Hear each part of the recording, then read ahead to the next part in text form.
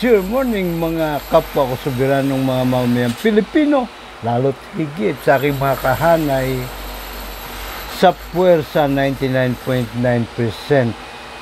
It's a puwera. Vote wisely! Administrasyon ba? Oposisyon? O yung solusyon? Sampung tulog na nga lang ba? Anyway, halala na. At ang tanong, gawa na ba ang inyong listahan ng mga ibobotong mga kandidato? At syempre pa, kailangan po nating ibalandra sa social media ang ating pong mga iboboto, no ha?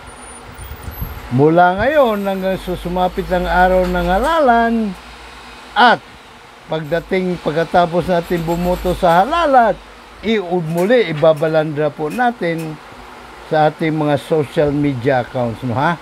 Nang sa ganon, kung may kakasaman silang plan dagdag bawas, abay maghuhunos dili sila kasi mabubuking sila at mabubuking.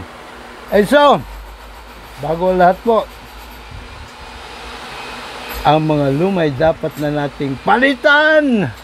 Ano po, pahirit po muna ng suporta.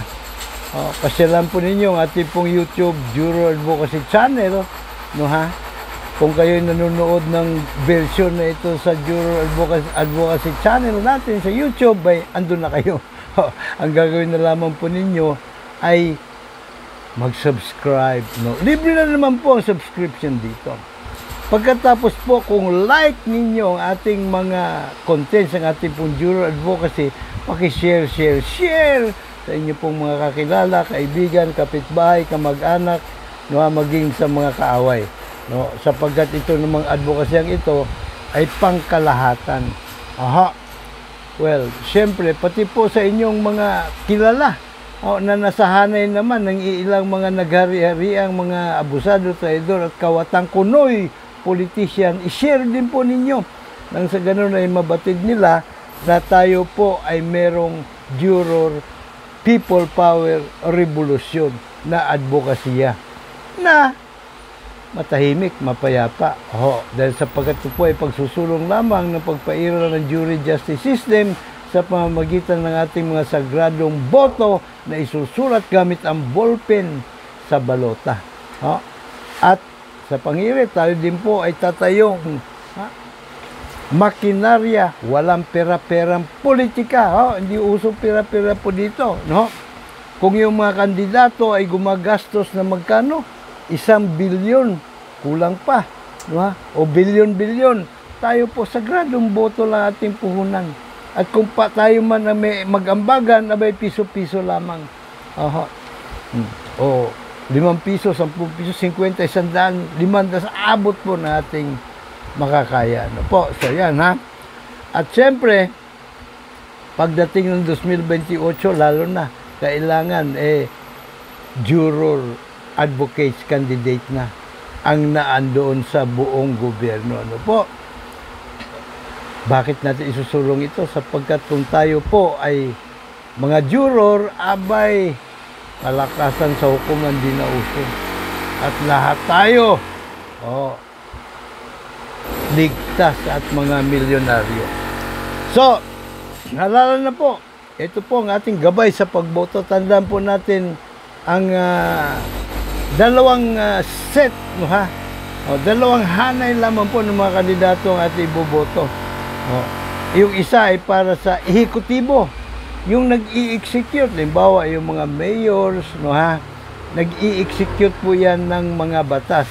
At yung legislatura, ang gumagawa naman ng mga batas, katulad halimbawa ng bahay kinatawan, ng mga senador, bahay kinatawan, House of Representatives.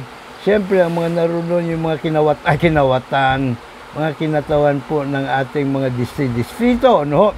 At yung party list, no? Pero yung tatlo ang sangay ng gobyerno, di po ba? Merong hudikatura pa. Pero hindi hudikatura, sa pagkakaalam ko, dahil sa gustungan nilang magpatuloy ang paghari-hari ang ginawa ng mga Kastila dito sa ating bayan, ay hindi na ginawang elective posisyon. Sa US po, ini-elect po yung mga huwes at yung mga attorney general, ano po. So yun. Pero kung jury justice system na po ang uso sa atin, siyempre, para na rin hinahalal. Hindi nga lang pamagitan ng pagboboto, kundi pagrarapol. Demokratikong proseso po ang uso pagka jury justice system na po tayo. So yan po para malinaw po sa atin yan. So, ugat. Ito yung tanong gabay sa ating pagboto ng isang kandidato. Tanungin po natin ang sambayan ng Pilipino at iisa lang po ang kanilang tono. Ang ugat ng samot-saring cancer nating lipunan ay korupsyon. At ang korupsyon ay namamayagpag sapagkat ang ating pong hukuman ay hukumang trial by palakasan ng mga abusado, ng mga traidor, ng mga land grabber, ng mga landlord, smuggling lord, gambling lord, mga mamamatay tao, at mga kawatang kuno ay politisyan. Sila po ang nagdidikta sa hukuman kung ano ang due process of law, kung ano ang rule of law. At ang rule of law para sa kanila, sila po ay above the law. Nakita nyo na? Siguro wala naman debate ukol dyan. So, kung korupsyon po ang pangunahing problema at ang pangunahing problemang korupsyon ay dahil sa hukuman trial by palakasan, iyon ang pinakaugat ng problema po. Yung hukuman trial by palakasan. Hindi yung korupsyon. Hindi yung land grabbing. Ang ugat, yan po ay mga bunga lamang o kaya mga anak, apo, no? At ang lolo, lola, pinakaugat, no? Ay ang mga salot na kurakot, di pa rin pa yan ang pinakaugat. Ang pinakaugat talaga, yung pong hukuman trial by palakasan ng mga salot na kurakot, no? So, kung yun po ang problema, abay dapat tanungin po natin ang mga kandidato, ano ba po ang inyong plataforma kontra korupsyon? Para tayo magabayan ng husto, para tayo ay may isa sa katuparan natin yung vote wisely. Dapat tayo po ay naiukil-kil sa ating mga isipan. Edukado po tayo pagdating sa usaping halalan. Now, pakinggan po natin itong mga nagpapakilala, mga eksperto ko, no? Kung ano ba ang kanilang pananaw, pagtingin, anong kanilang sentido komon o baka naman kaungasang kaisipan, kung ano po ang tinatawag, kung sino po si wisely. Umpisahan po natin ito dito. Music, please. The respective precinct to exercise their right to vote. According to political science professor Dennis Cormachon, we are very lucky that we can choose who we want to take the highest seat in the election. It's a way for ordinary individuals to choose their leaders. I think that in all countries, we see that common people, including us, are allowed to choose their leaders. So maswerte tayo kasi may ganito tayong mekanismo. Swerte daw tayo dahil may ganito tayong mekanismo. Ang bumoto, may karapatan tayong bumoto. Swerte tayo kung hindi bababuhin na kumulikutong ating mga sagradong boto. Pero madalas kaysa minsan, alam nyo na, di po ba? Kung saan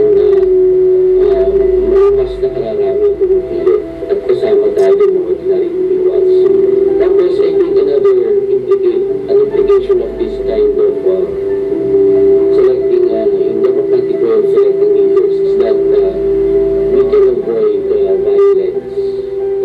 Kasi kung titignan natin ang kasaysayan ng ibang mga bansa sa buong mundo, and ang mga makikita natin dito, ang pagpapalit ng leader ay nabigyan.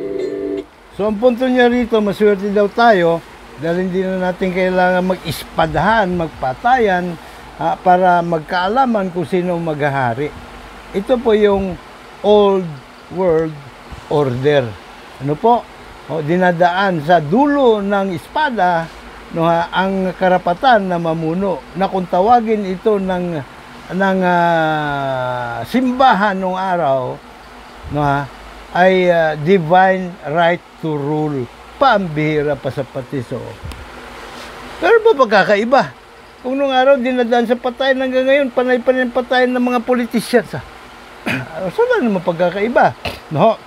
At kung hindi sila nagpapatayan, ay sila ay nagpapalakihan ng bidding sa kumulikotong para pambirang pati. Sige, pagpatuloy po natin. Would you not like the government's action? Speak on it. Did you see the discrepancy in the politician's profile? Speak on it. Use your voice, also known as a vote, to elect the best politician. Pambihira, Sabagay, tama naman yun. Pagka meron po kayo nakikita sa ating mga politiko, tumatakbo pa lang o nakapwesto na, kailangan po magsalita tayo.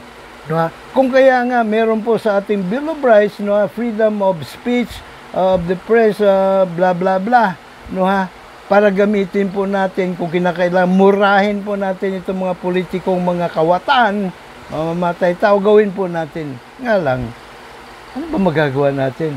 Hanggang ngawalan tayo Hanggat ang hukuman natin ay hukuman trial by palakasan ng mga abusado, ng mga traidor, ng mga land grabber, drug lords, at lahat na ng mga lords, at ng mga kawatan kuno ay politician, sila may control na hukuman So lagi po tayo sa kangkungan dinadampot, ipagpatuloy, pati yung halalan, binababoy ang ating mga sagrado. Not only best represents you, but can help the majority of Filipinos. That's the beauty of democracy and electoral politics. We are given a chance to review and evaluate the performance of our public officials, and if we think that they have not performed according to our standards, then we can always replace them. Pinakagandaan.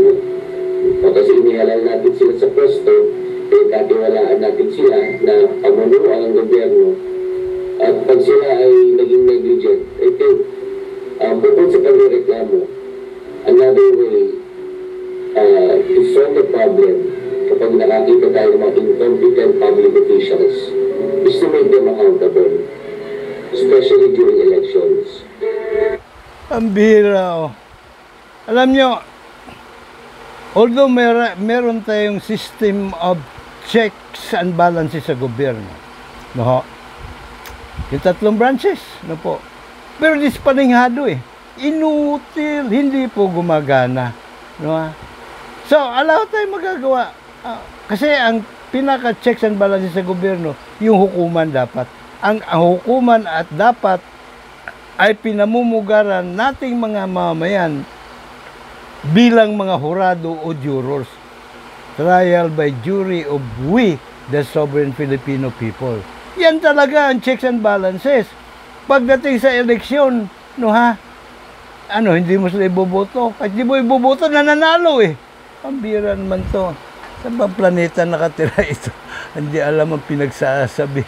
But anyway, ang kasunod po natin exhibit ay ito. Pakinggan po natin.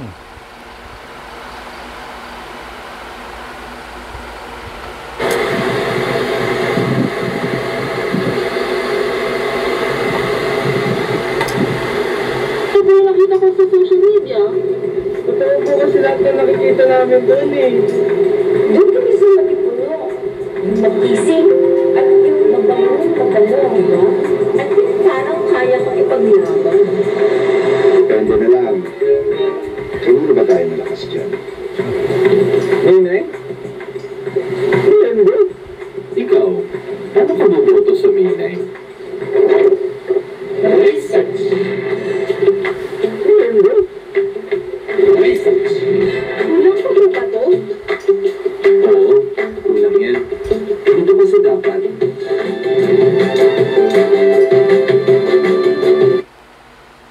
profile, platform, track record, no? Alam niyo yung profile nila, no, ha?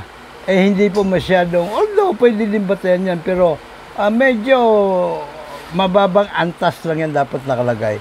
Yung platform, no, ha? Yun ang talagang dapat nating alamin sa kanila. At yan ang dapat ipaalam ng mga kandidato sa atin. Yung track record, na-invento yan eh. Marami dyan na babait-baitan habang maliit pa lang, no, ha? Habang barangay chairman pa lang, pag naging mayor, pwede pa mabait-baitan din. Pero pag naupo na yan sa mataas na pwesto, hindi, mayor pala, abusado na eh. Diba? Pwede na umabuso yan. Eh, lalo na pag naging presidente yan. So, yung platform of government, yan ang pinakamahalaga. At yung atin ngang imbukada pa lang sinasabi, dapat meron silang konkretong panukala, lalo na kung masenador ka, kongresista, dapat may konkreto kang panukala kung paano tuldukan ang korupsyon. At yun ay dapat tanggap mo, handa mo, kakasaka sa Juror Candidate Advocacy Challenge. Ano ha? Ano yun? Siyempre, yung paghain ng amenda numero 1 sa Bill of Rights para ilagay ang batas sa kamay ng mga mamamayan. Bilang mga juror, siyempre. Patuloy mo.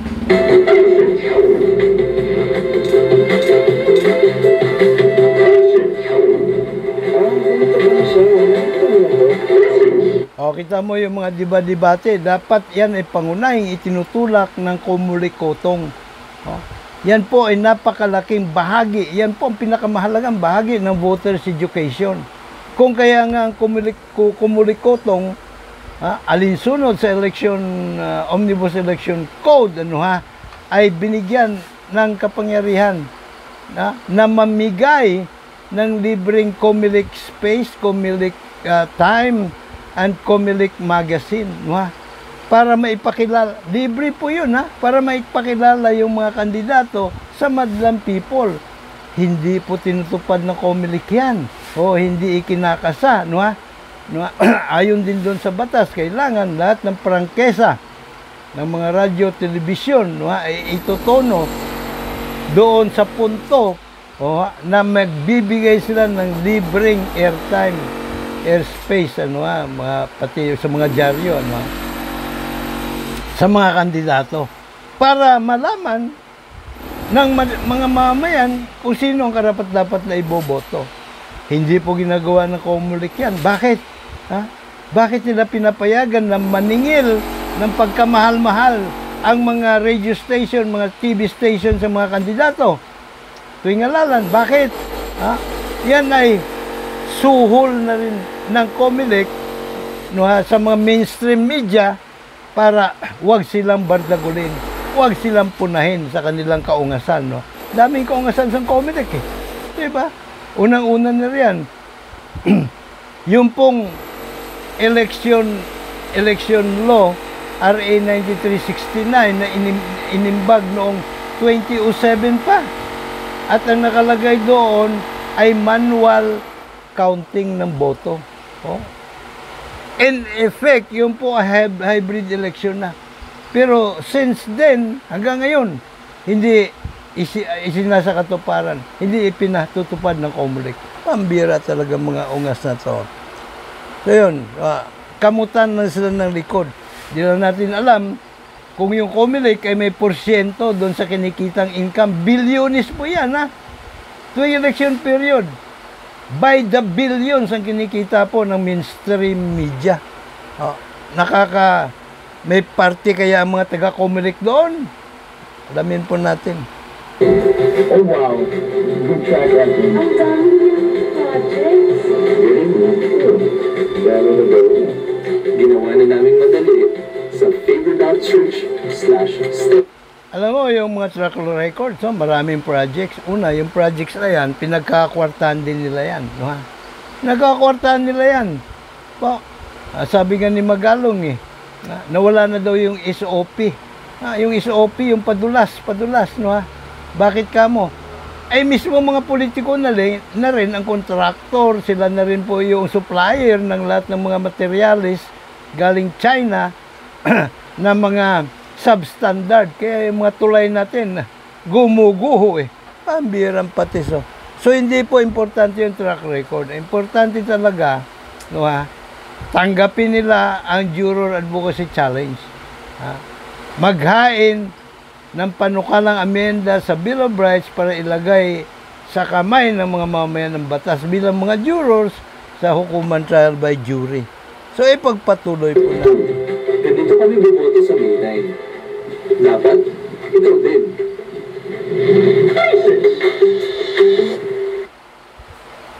Ang bira. So, walang palaman po. Wala tayong mahihita sa mga ganitong mga estilong bulok na panggugoyo lang po ito eh. Pang-uuto at panggugoyo. Ang birang patiso. Ang sustansya talaga ay ito. Sabi pa, hindi yan. Iyon, nawala. Ayan. I-close nga po muna natin ito. So, corruption po. Na hindi maampat-ampat dahil sa hukumang trial by palakasan ang atin pong numero 1 kalaban. Paano ba sinasagawa ang korupsyon? Yung pondo pong pabahay, nahawak ng DHSUD, ano po, na nanggaling doon sa RA 7279, Balance of Development, ano po, at iba pang pinanggagalingan, binubulsa lang nila. Kaya marami pa ring squatter sa sariling lupain. Opo, tayong mga Pilipino, lahat tayo ang nagmamiari ng lupain sa buong lupang hinirang. Pero ilang mga kawatan lang ang nagmamiari ng malalaking tipak na lupain dahil sa korupsyon. Yung bondong pang-ayuda, lalo na ngayong taon na ito nangalalan. Bilyonis po. Halos, siguro kulang-kulang 1 trilyon. Saan napunta yun? Siyempre, alam natin, may mga namimigay din naman. Kasi ang naging allocation yata nila sa bawat kongresista ay 3 billion. Sa bawat senador ay 5 billion. Yan po ang alokasyon, no po? Ngayon, ang pinimimigay lang, ang dapat na ipamimigay 5,000 bawat benepisyaryo. 5,000. Pero, alam mo na, nababalitaan natin, dito po sa gawing sa may amin, 1,000, pero 2 beses naman namigay. At may mga sardi-sardinas, So, ibig sabihin, kinatkong. At bukod pa rin, hindi naman lahat ng botante mabibigyan. Pinipili lang nila ang mga tinitingnan at tinititigan. Ano mangyayari doon sa mga hindi nabigyan? Posibleng mag-race back yun pagdating na halalan. Hindi sila iboboto, kundi yung kalaban. Di po ba? So, itong ayuda, bagaman magandang kung sa biglang tingin, ay wala ding kwenta. Ilan na nakakatanggap at hindi pa sapat, kinakatkong pa. Pambira. Yung pong pondo para gawing yung mechanized farming para umunlad ang agrikultura. Abay, pambira. Nabubulok lang, hindi naman na ipinamimigay. Siguro binibenta nila. Ayaw bilhin na magsasaka, walang pambili. Pambira. Kaya baka ganyan na nangyari. Maging yung mga ayuda sa mga magsasaka. Yung fertilizer fund scam. Ano nangyari doon? At marami pang scam dyan. Yung farm to market road. Ano nangyayari? Naging farm to pocket road. Bukod siyempre sa yung mga binatatayo na kinukonstruct nila ng mga daan, mga kalsada ay substandard. Yung pong pangkontrabahan na pondo, saan napunta? Yung pang infrastruktura. Yung pong pondo para sa mga kabataan. para walang gutom habang nag-aaral na sa ganun ay gumana ang kanilang mga utak. Saan napunta? Nandun kay Piatos. Ang birang patison. Yung pamatrikula sa kolehiyo. Binonduhan nga, pero sa korupsyon lang napupunta. Yung mga pondo sa silid-aralan, saan napunta? Bukod pa siyempre sa tirang benta sa China na ginawa nila Gloria Macapagal-Arroyo at ni Karma Digong. Ano po? O ngayon, na Karma Digong siya. Mabuti na lang may ICC. Pero alam mo, hindi sapat yun eh. Paano naman yung mga kaso niya sa korupsyon? Mapapanagot ba sa ICC yun? Hindi. Kaya imbis na bumalik tayo sa ICC, ang pinaka-the best na gawin ng ating mga mambabatas, amendahan ang Bill of Rights. Hukuman trial by jury. Pandemokrasya po yan, na hukuman. At walang santong kabayo dyan, banal na aso. Walang above the law. Walang no limit ang hiri. Bakit ayaw nila? Out of 66 na mga bumabalanda ang pagmumukha nila pagka-senador, abay dadalawa lang kumasa sa ating juror advocacy challenge. Si Colonel Gringo Nasan at si Colonel Ariel Kiruben. Yung dalawa lamang po. So, ibig sabihin, yung the rest, walang balak matuldukan ng korupsyon. Nga naman, pinaghirapan nila na, diba? Na sumikat at manalo. Pagkatapos alisin mo yung korupsyon, saan sila babawi? Saan babawi? Paano makakabawi yung kanilang mga pinanser? Pambirang pati. So, ay nako. So, ito po yung estilong bulok ng mga kawatang kuno ay politisyan. No, yung pangguguyo at pang-uuto. Sloganeering. Huwag na po tayo pagguguyo at pauto sa kanilang mga sloganeering. At yung kanilang mga kuno ay mga gandang proyekto. Baliwala din yan eh. Kasi dapat first things first, justice change. Para yung pondong katakot-takot, wag nila maibulsa. Ngayon, bukod sa pang-uuto, ang pangalawa pong sigwada ng kanilang estilong bulok ng mga politikong, mga kawatang kuno'y politician, mamimili ng boto. Yung pamimili ng boto po, ginagamit din yan ng kumulikotong na justification ng kanilang panalo. Kasi yun yung pangatlong yugto ng kanilang estilong bulok remedyuhan sa Comelec.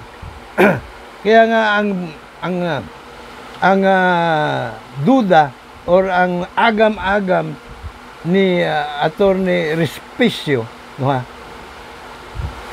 na habang nagbobotohan pa lang, at yung mga vote cheating machine o automated counting machine ay nakakonekta sa internet, maaring i-hack at baguhin. From the outside. Diba? Remote controlled ang ating mga vote automated counting machine. At depende sa arimuhan yan may tawaran yan Kumbaga may nangyayaring bidding. Yun ang agam-agam ni Atty. Respicio. Sa akin naman, bago pangalalan, gawa na. So pagka umusad na yung canvassing, wala nang arimuhan, wala nang bidding. Dahil pre-fabricated na nga yung mga balota. Yan po yung pangatlong sigwada nung kanilang kaungasan estilo, bulok na estilo tuwing halalan ng mga kawatang kuno'y politisyan. Atin naman magagawa, vote wisely. Ito po ang atin tandaan, ito yung pinaka-importante. Sino si Wisely? Si Wisely po ay juror advocate candidate. Yung tumanggap ng hamon para baklasin ang kabuktutang hukuman trial by palakasan ng mga traidor, abusado at mga kawatang kuno'y politisyan at palitan ng pandemokratikong proseso ng husgado. Ito pong trial by jury of we, the sovereign Filipino people, 18 anyos pataas, marunong bumasa at sumulat, randomly selected. Ayan po. Pangalawa, kailangan siya po ay anti-China kasi napaka-bad news po sa atin itong China na to. Kailangan din po pro-impeachment para laging umiral ang rule of law. At kailangan po ay pro-freedom of speech, no? Para nagagamit po natin ng ating boses ngayon, no? Dumadagungdong na sa social media. Hindi na tayo silent majority sa panahon ngayon. At syempre pa, para kumpletos recados, tayo pong puwersa 99.9% sa pera, ang tatayong makinarya, walang pera-pera, politika ng ating pong team juror advocate candidates. Ano po? Nang sa ganun, ay hindi na po sila kailangang gumastos ng bilyon-bilyon. Ang ginagastos ng bilyon-bilyon para sila makilala. Meron tayo social media. So ipakikilala natin sila, isusulong natin ang kanilang kandidatura at sasabihin natin sa kanila kung ano ang beauty ng hukuman trial by jury na handa nilang isa katuparan, isa batas. No?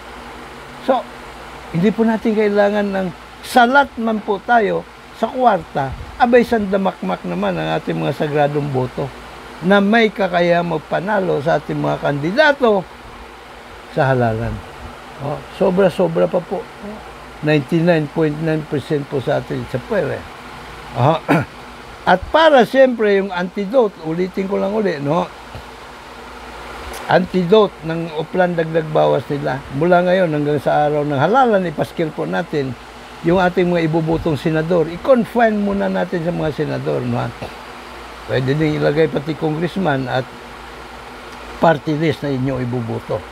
No? Kumbaga, yung mula ngayon hanggang araw ng halalan. At pagdating ng araw ng halalan, pagkatapos natin iboto, no, magsagawa tayo ng exit poll ng ating sarili. Ipaskill po natin sa ating social media account kung sino yung ating binoto. No? Ng mga senador, kongresista, kung gusto niyo. Pero sa akin, senador lang, ayos na. Sapat na po yun. No? At syempre pa, nuulit ko, nasa ating po mga kamay, puwersa 99.9% sa pera ang Santa Makmak ng mga sagradong boto. Kahit salat po tayo sa kwarta. Sobra-sobra na po itong ating mga sagradong boto para maglukulok ng Team Juror Advocate Candidate. No? Kung hindi man sa halalan ngayon, sa darating na halalan 2028. Sisikapin po nating mapapayag si Mr. Justice Antonio Carpio na maging standard bearer bilang Pangulo. At kung hindi man siya, marami pa naman po tayong mga materialist expertise dyan. Andyan si Colonel Honasan, Colonel Kirubin, no? Pwede din si Heidi Mendoza kung siya po ay magiging juror advocate. Senador Leila de Lima, pwede din, no? Si Mayor Magalong, pwede din, no?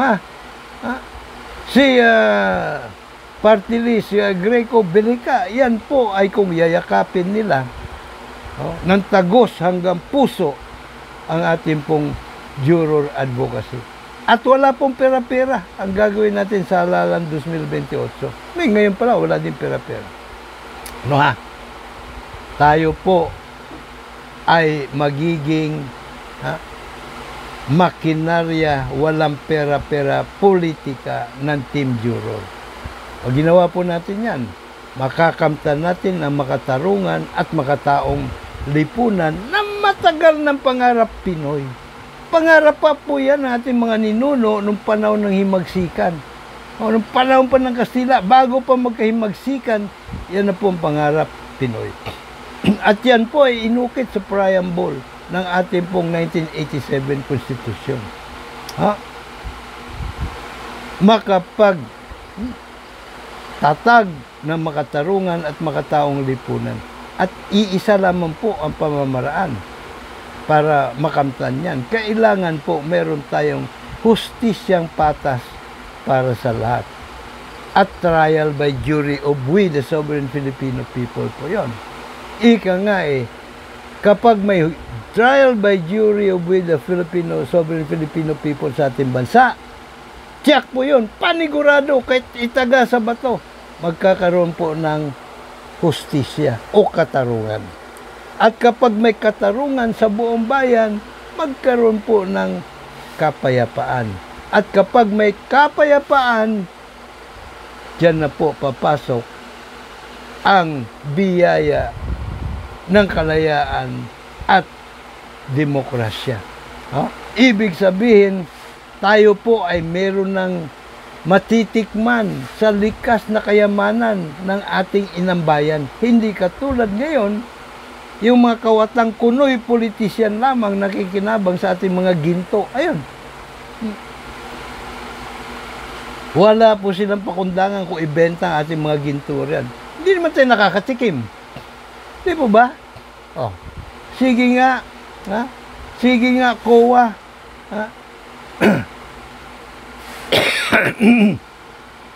Subukan nga ninyong i-audit yung ginto na laman ng ating central bank.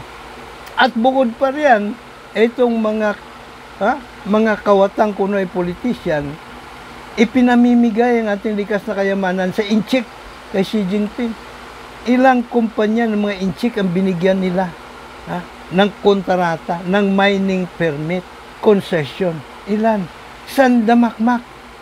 So, ang ginagawa ng mga daputang inchik na to, open pit mining di ba? Punta doon sa mina ng ikanlang truck, kakargahan ng mga raw mats. Raw mats na kinuha na nila doon sa, di ba? Na doon manggagaling yung mga ginto at iba pang mga mineral, na precious metals. Takbo ang truck mula sa minan patungo sa baybayin kung saan naroon nag-aantay yung kanilang roro. Papasok ang truck sa roro, ibubuhos yung kanyang kargamento, labas niya ulit, papunta na naman sa minahan. At pagka napuno ng barge na yun, o barko, tuloy na sa China. Minsan pinadadaan din na sa Hong Kong, pero kontrolado na din nila yun. So, paano mo papatawan ng karampatan taxes yun? Hindi mo alam kung ilang kilo, ilang tonelada ng ginto ang kinuha doon sa atin. Malinaw po na pinagnanakawan tayo, harap-harapan. At yan po ay matutulukan lamang kapag po tayong puwersa 99.9% sa pera ay nagkaisa. United we stand, divided we fall. Kaya, sige, dapat lang, juror ka. Kapag nyo lagi nakandang maglingkod, Mr. Juror, Dr. Sixto Kitkilatis Lagari po lamang, PhD, Public Administration, Honoris Causa. May God bless us all. May God bless Philippines. Hanggang sa susunod.